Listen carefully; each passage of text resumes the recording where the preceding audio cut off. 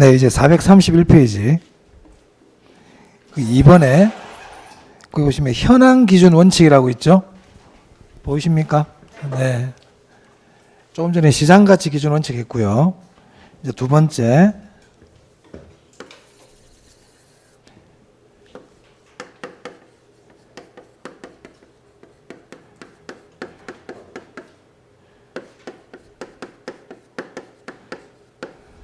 현황 기준 평가라 그럽니다. 그럼 현황 기준 평가가 뭔지부터 알아야 되겠다. 그죠? 현황 기준이란 거는 뭐 현재 상황 그대로 해라 이 말 같아요. 현황이니까.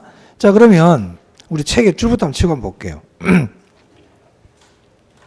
자, 그 현황 기준 원칙에 1항 감정 평가는 기준 시점에서의 기준 시점 줄칩니다. 기준 시점 거기 줄치고 네. 대상 물건의 이용 상황 및 공법상 제한을 받는 상태를 기준으로 하는 거죠. 줄짝 치세요. 기준 시점 줄치고 이용 상황 및 공법상 제한을 받는 상태를 기준 이렇게 줄을 치세요. 이게 현황 기준 평가예요. 자, 현황 기준 평가란 조금 전에 우리가 줄을 쳤지만 기준 시점 제가 이제 편하게 표현하면 기준 시점 상황 그대로 평가라는 거예요. 기준 시점 상황 그대로 평가해라. 그럼 여기서 이 기준 시점이란 이게 중요합니다. 기준 시점.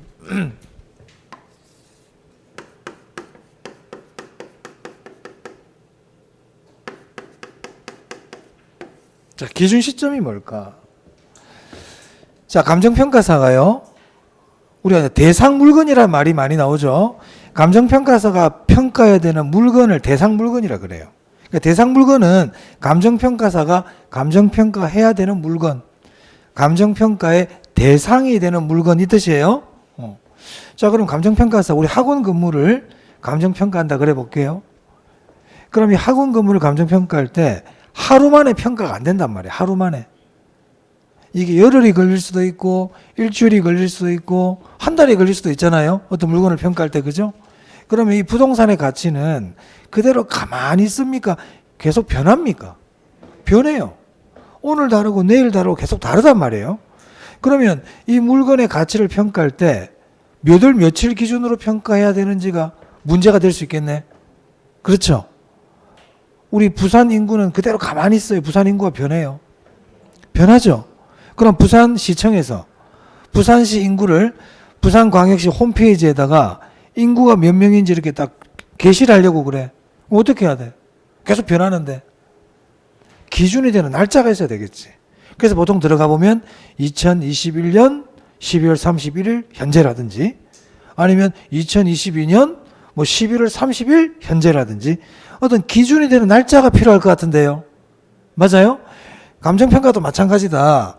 감정평가의 대상이 되는 물건은 그 가치가 그대로 가만히 있는 게 아니고 시간이 갈수록 변한다. 그래서 감정평가사가 감정평가를 할 때는 어떤 기준이 되는 날짜가 있어야 되겠죠. 맞아요? 그걸 기준 시점이라 그래요. 기준 시점이란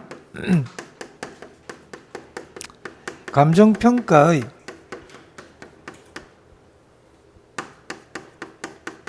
기준이 되는 날짜다.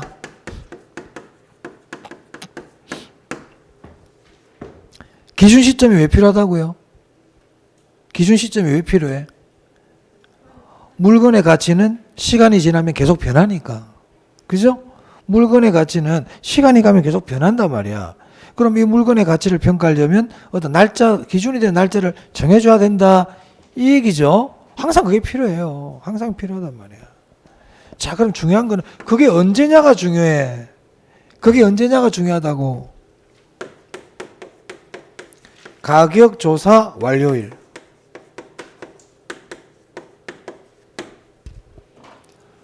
이거는 그냥 다 암기해 버려야 돼요. 가격 조사 완료일. 그래서 앞으로 감정평가사가 감정평가할 때는 기준 시점을 기준으로 평가합니다. 그래서 앞으로 현재 시점 이런 말 쓰면 안 돼요. 현재 시점 기준으로 평가한다 이런 말 하면 안 된다고요. 항상 시점 나오면 무슨 시점이다? 항상 기준 시점이야. 감정평가에서 시점 나오면 항상 기준 시점이야. 자, 그럼 기준 시점 그대로 평가한다 무슨 말인지 아시겠죠? 자, 감정평가사가 이 토지를 평가하러 왔습니다. 토지를 평가하러 왔어요. 자, 토지를 평가하러 왔는데 오니까 건물이 있네. 난 토지 평가하러 왔는데 오니까 건물이 있는 거예요. 그럼 감정평가사는 이 건물이 있는 걸로 보고 평가해야 되느냐 없는 걸로 보고 평가해야 되느냐 이런 문제가 생기죠. 그럼 있는 그대로 보고 해야 될까요? 없다고 보고 해야 될까요? 그래, 있는 그대로 하라고요. 무슨 시점? 기준 시점 상황 그대로 평가해라. 건물이 있으면 건물이 있는 그대로 평가하라고요. 이게 현황 기준 평가예요. 자, 토지를 평가하러 왔는데 이 토지가 개발 제한 구역이야.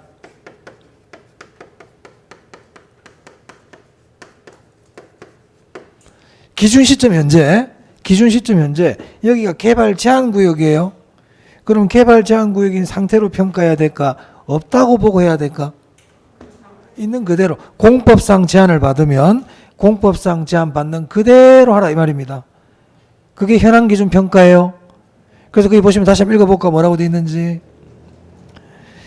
기준 시점에서 대상 물건의 이용 상황 및 공법상 제한을 받는 상태를 기준으로 해라 이 말이에요. 자, 토지를 평가하러 왔거든. 기준 시점 현재 논으로 이용되고 있어요. 그럼 이거는 논으로 평가해야 돼? 밭으로 평가해야 돼? 논으로. 자, 다시 현장 방문 당시 이용 상황대로 평가한다. 현장 방문 당시 이용 상황대로 평가한다. 맞아요? 틀려요? 아니라니까. 기준 시점 뭐라고요? 기준 시점. 나는 5월 1일 날 방문했어. 하지만 가격 조사 완료일은 5월 10일이야.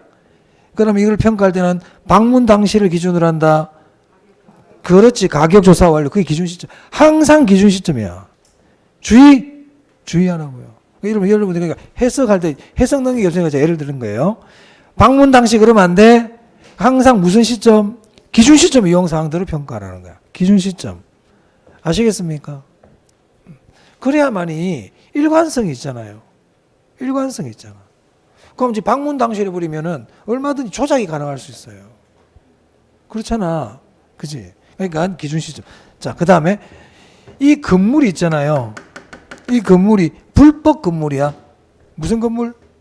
불법 건물이라는 건 없어질 수도 있죠. 맞아요? 그리고 얘는 조금 있다가 없어질 건물이래. 일시적이래. 일시적으로 있는 건물이야. 곧 여기가 재개발될 거기 때문에 곧 없어질 애들이에요. 그러면 이때는 있는 그대로 하면 안 되겠죠. 그래서 불법이거나 일시적인 이용은 제외합니다. 잠시 논으로 쓰고 있어요. 잠시 밭으로 쓰고 있어요. 그때는 밭으로 보지 마라 이 말이에요. 일시적일 때는. 자, 박스 안에 보세요. 불법적이거나 일시적인 이용은 뒤에 뭐라고 되어 있어요? 제외 동그라미 해야 돼. 포함 그러면 안 돼. 그러니까 불법이거나 일시적인 이용일 때는 현황 기준으로 평가하지 마라 이 얘기죠. 됐어요? 이게 원칙이야. 자, 그럼 정리합니다. 현황 기준 평가가 뭡니까? 기준 시점 현재 상황 그대로 하는데 불법이거나 일시적인 경우는 제외입니다. 이렇게 얘기하시면 되겠습니다. 공법상 제한 받고 있으면 공법상 제한 받는 그대로, 건물이 있으면 건물이 있는 그대로, 기준 시점 상황 그대로 평가하라는 거야. 하지만 불법이나 일시적일 때는 제외다. 자, 이게 원칙이거든요. 그 원칙이 있으면 또 뭐가 있겠어요? 예외가 있다고. 예외. 자, 현황 기준의 예외가 뭐냐면 조건부 평가예요.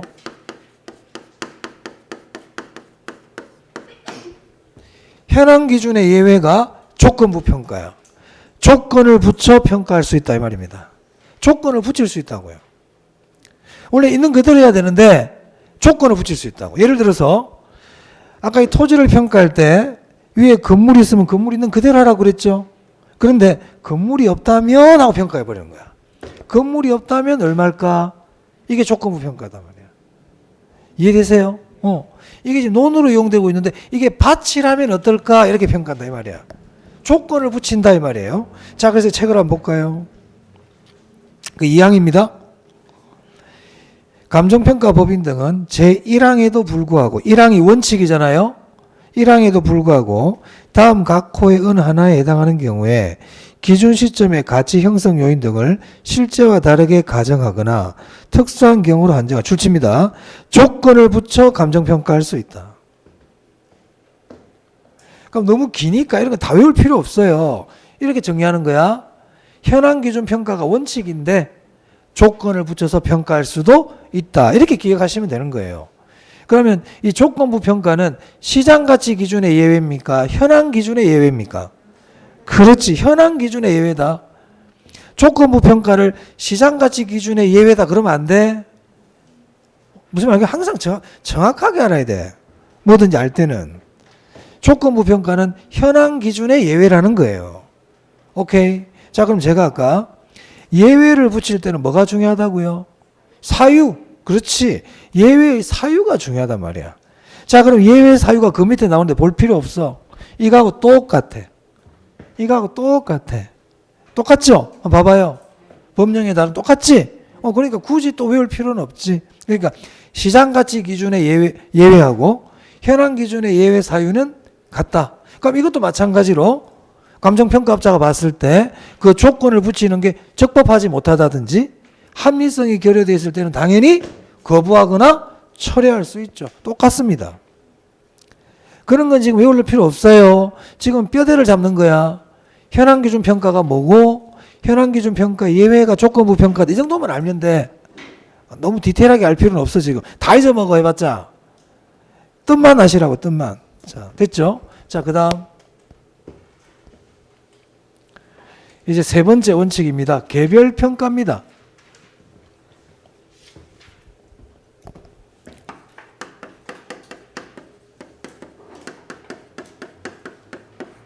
얘는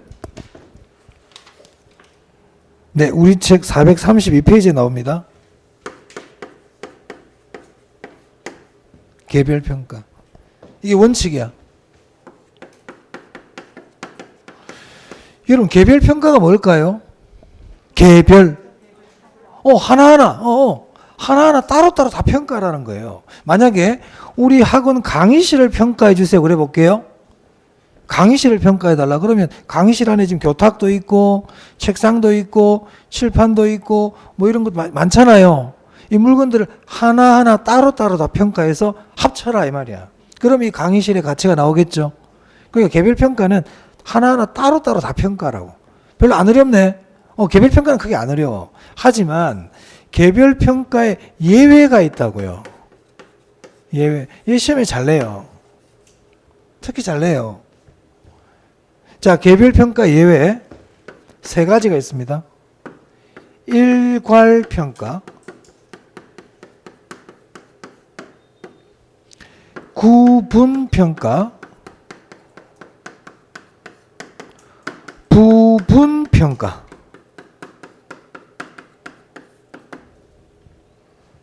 개별평가 예외입니다.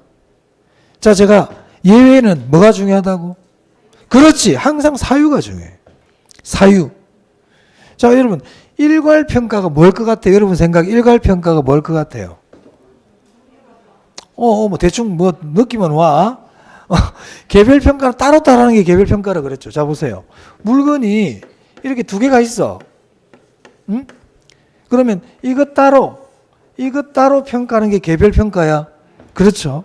그럼 일괄평가는 물건이 이렇게 두 개가 있는데 따로따로 평가하는 게 아니고 그냥 한꺼번에 이 두 개를 한꺼번에 평가하는 게 일괄평가겠네요. 뜻은 아시겠죠? 같이 평가해 버려라. 뭘 그걸 따로따로 평가하고 그러냐. 이 강의실을 평가하는데 뭐 책상 따로따로 평가해. 한꺼번에 같이 평가해 버려. 이 얘기인 거예요. 오케이? 자, 사유가 중요하다고 그랬지. 사유가. 일괄평가는 언제 하냐면요. 이 둘이요. 거래될 때, 사고 팔 때 이것 따로 절대 거래가 안 일어나. 거래할 때는 그냥 묶어서 거래한단 말이에요. 그러니까 따로따로 평가할 필요가 있어요, 없어요? 없지. 얘들은 따로따로 거래될 일이 없는데 가치를 따로따로 평가하면 뭐예요? 묶고 다니는데. 맞습니까? 자, 이처럼 둘 이상의 물건이 일체로 거래될 때, 이 말이 중요하죠. 일체로 거래. 또는 이 두 물건이 뗄래야 뗄 수 없는 관계야. 용도상 불가분의 관계.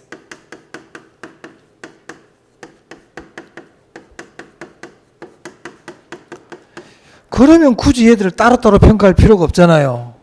맞아요? 그렇단 말이야. 자, 이걸 꼭 기억해. 앞으로 일체로 거래라는 말이 나오잖아요. 그럼 일괄평가예요. 일체로 거래, 일괄평가. 잊어먹지 마.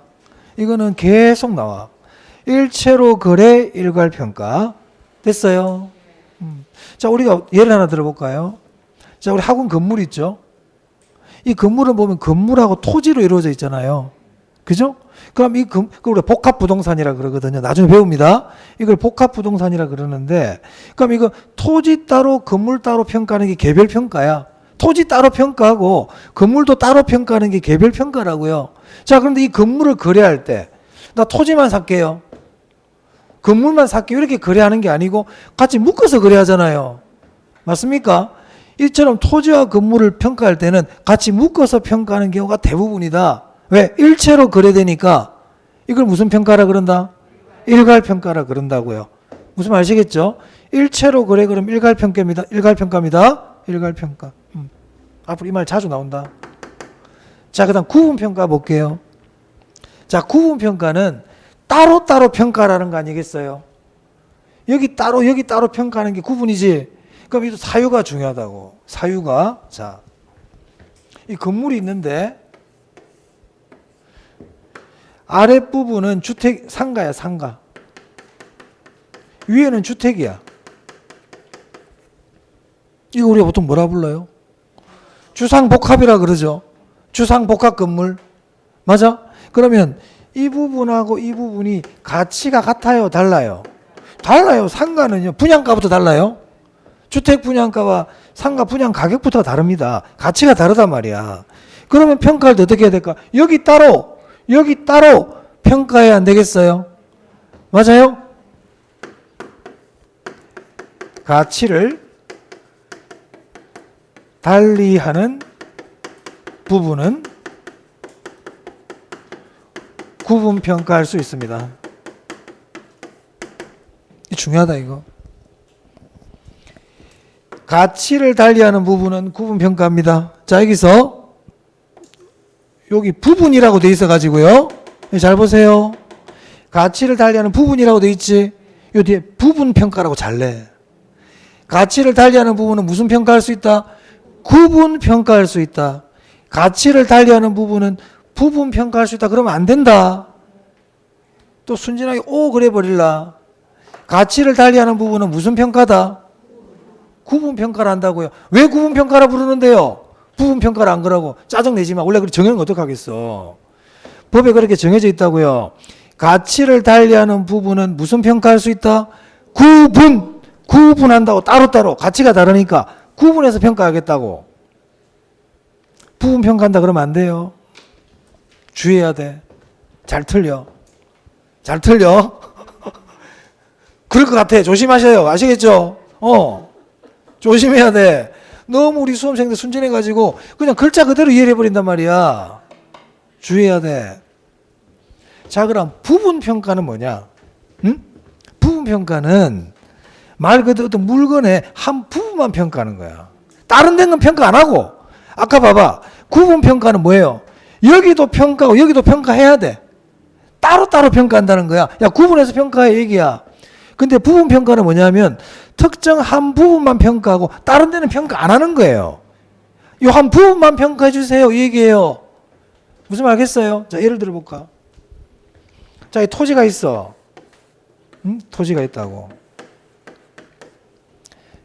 그럼 구분평가는, 예를 들어 구분평가는 여기 평가하고 여기 평가하고 따로따로 평가해달라는 게 구분이라고요.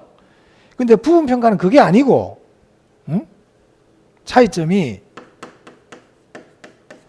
감정평가사님, 딴 데는 필요 없고요. 여기 기퉁이만 평가해 주세요. 여기는 평가 안 해주셔도 돼요. 요 기퉁이만 평가해 주세요. 이게 부분평가라고요. 하면 될까 안 될까? 안 된다, 원칙이. 원칙 안 된다.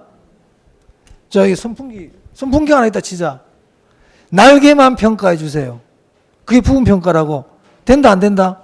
안 돼. 원래 안 돼, 원래. 안 된다고. 그럼 어떨 때 되느냐? 어떨 때 되느냐? 여기가 이번에 도로에 편입이 돼. 도로에 편입된다고요. 여기가. 그럼 여기 뭐 해줘야 돼? 보상해줘야지. 보상. 부분평가는요, 원칙적으로 안 됩니다. 하지만 특수한 목적이나 합리적인 이유가 있을 때는 할 수 있어요. 특수한 목적이나 합리적인 이유가 있을 때는 할 수 있다고. 그러면 특수한 목적과 합리적인 이유의 가장 대표적인 게 뭐냐면 보상이야. 제가 아까 선풍기 날개만 평가할 수 없다고 그랬죠. 근데 우리 아들이 학원에 놀러 와가지고 까불다가 선풍기를 넘어뜨려가지고 날개만 부숴. 난 날개 보상해줘야 되지. 그럼 날개 부분만 평가할 수도 있다, 이 얘기입니다. 오케이? 자, 차량 운전하다가 빰바가 날아가 버렸어. 보상해줘야지. 그럼 빰바 부분만 평가할 수 있다, 이 얘기예요. 아시겠죠? 자, 책 한번 볼게요, 이제. 자, 432페이지. 자, 양가로 1번에, 그 밑에, 그거는 거기 7조를 한번 볼까요, 그러면? 규칙, 법 조문을 한번 볼게요.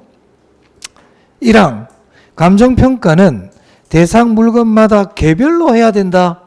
이게 개별평가입니다. 원칙. 자, 2항 보세요. 둘 이상의 대상 물건이 뭐라고 돼 있어요? 일체로 그래, 중요하죠. 일체로 그래. 그리고 뒤에 용도상 불가분 있네. 줄 치고요.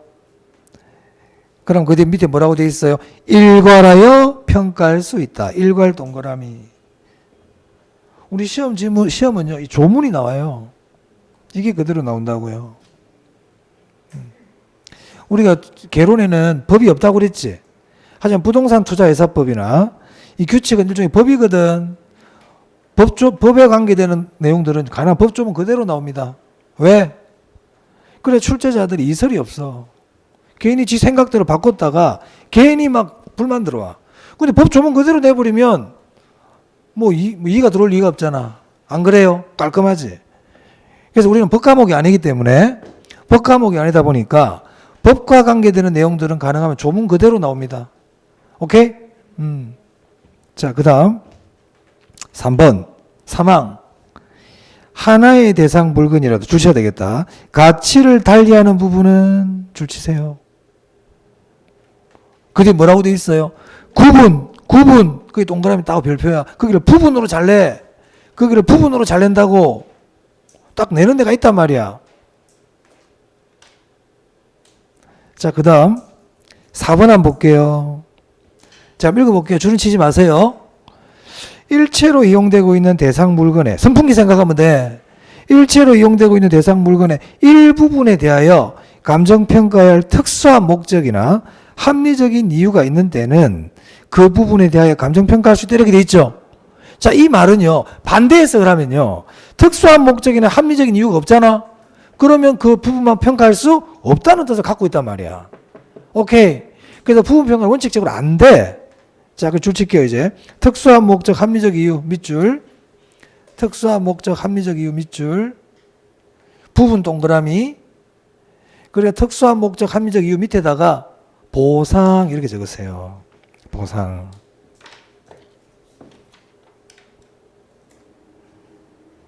됐어요? 다 했네요. 자, 433페이지에 거기 양가로 4번에 부분평가라고 있죠? 거기 3번 한번 보겠습니다. 동그라미 3번. 자, 읽어볼게요. 하나의 필지의 일부분만이 줄치겠습니다. 도시계획 시설 등에 저촉되어, 줄치세요. 도시계획 시설에 저촉되어 수용됐대. 수용 밑줄. 그리고 그 밑에 뭐라고 돼 있어? 보상? 그 무슨 뭘 설명하는 걸까 이거? 부분평가. 무슨 말인지 알겠습니까?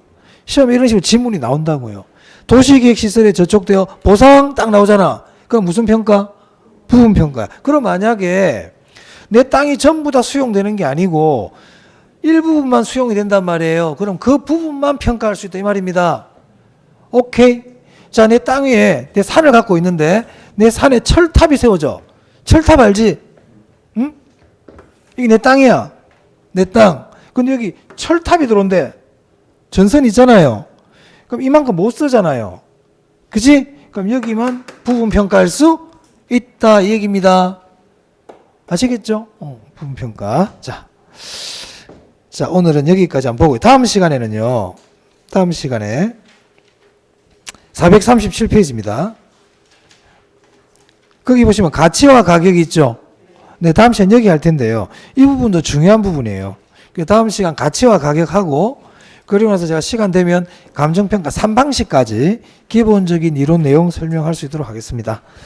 자, 오늘도 공부하신다 고생 많이 하셨습니다. 수고하셨습니다. 네. 다음 주도 결석하시면 안 돼요.